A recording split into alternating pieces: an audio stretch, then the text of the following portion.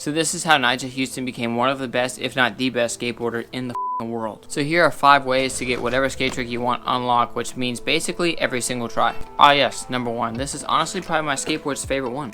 Alright, this one's very simple. All you have to do is pick a trick and then set a timer for a specific amount of time. For me, I like about 10 minutes. And then for that 10 minutes, all you do is just try that trick. And it doesn't matter if you get 1 or 555,000. Which is great for my skateboard's health because I have this really bad habit of like losing my cool. Not that I really had any to begin with, but what this allows me to do is just be like, okay, if I endure all this anger and for like the next 10 minutes and not break my board into 1,000 different pieces, I can have a nice skate session afterwards because I won't have to try that trick anymore the rest of the day. And then my skateboard is safe. Well, until tomorrow. 1 plus 1 equals 2.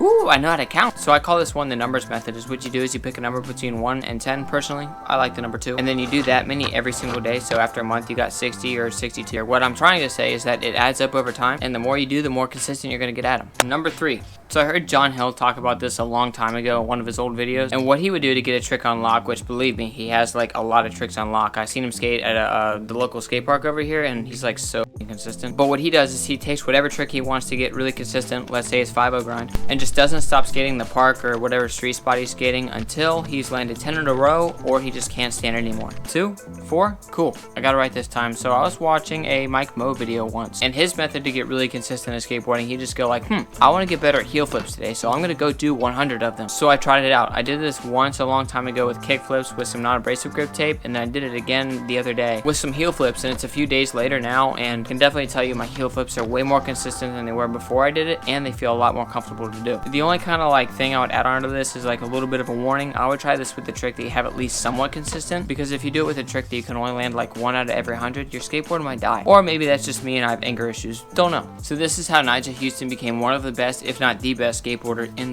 the world. So I listened to one of Nigel's 9 Club episodes, and what he said he used to do to get really good at skateboarding is he used to do these like marathon lines. What I mean by that is 5 days a week, because he would usually go street skating on the weekend. He would do these long ass lines to where it would be like, alright, 50-50 that ledge, kickflip fakey that bank, and then come back and fakey 50-50 that ledge. And then he would just go on and on until he did all of the tricks that he knows how to do, and then learn a couple more, and then the next day add those that he just learned into his routine. So not only was he getting all of his tricks that he already knew how to do really dialed in and ingrained into his muscle memory, but he was also doing that to his new tricks too, which makes combining tricks a hell of a lot easier because you already have part A and part B. You just gotta figure out how to make them come together. Subscribe if you want to see more of this. Sayonara.